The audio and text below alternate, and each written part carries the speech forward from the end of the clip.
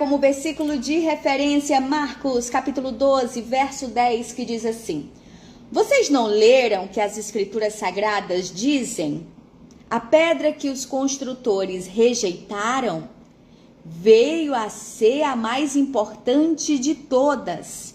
Escuta, irmão, escuta. Escuta este versículo de hoje, que por sinal foi o versículo do meu devocional, que eu aproveitei para poder, ter a nossa parábola de hoje. Marcos capítulo 12, verso 10. Vocês não leram o que as escrituras sagradas dizem? Que a pedra que os construtores rejeitaram veio a ser a mais importante de todas? A parábola de hoje se chama Filho e a Rejeição. Ainda no ventre ele já sentia. Não havia palavras, mas havia sentimentos.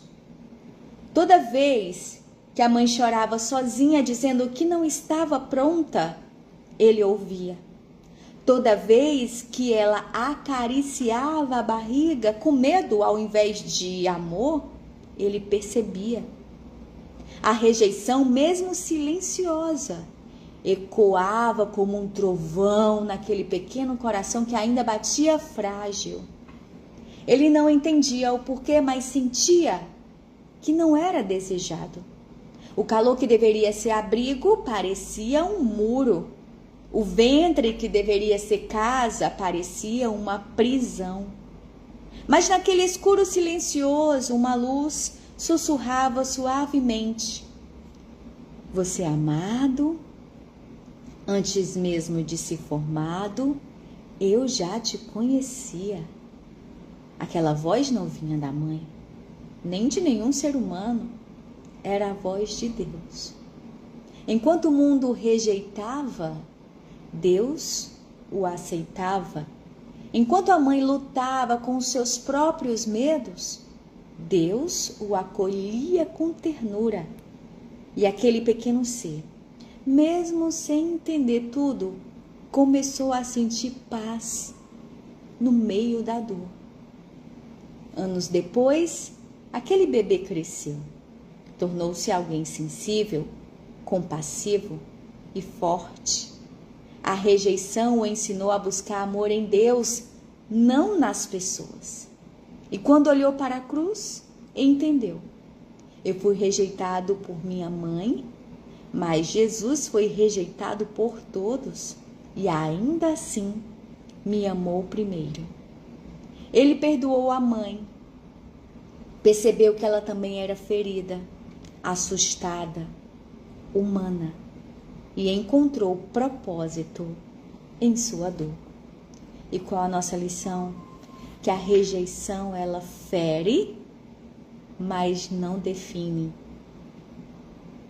A rejeição fere, mas não define.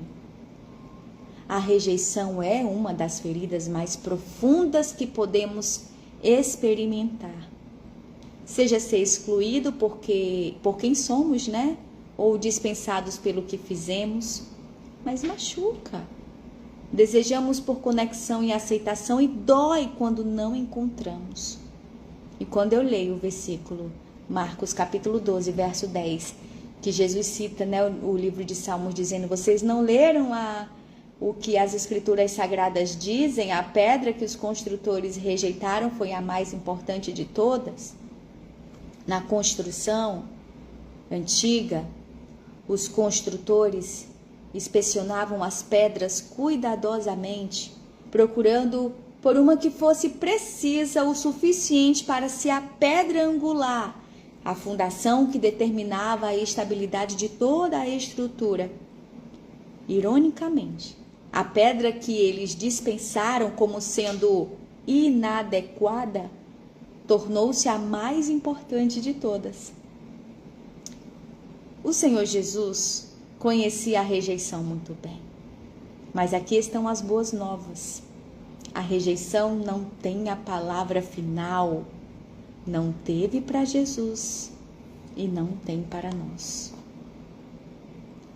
Mesmo antes de sermos aceitos pelo mundo, já éramos amados por Deus.